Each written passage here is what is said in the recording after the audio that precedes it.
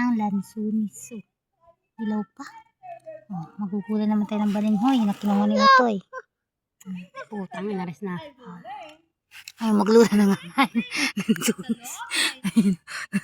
Nangangain yung bata ng lansunis. Tingnan natin po. Oh. Tingnan natin.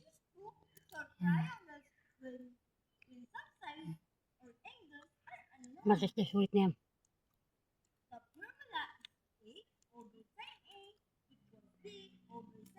Hindi po nangangain.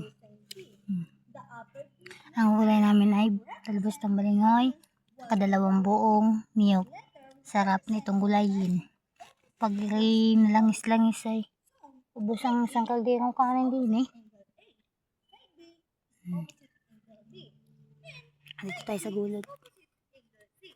Tara.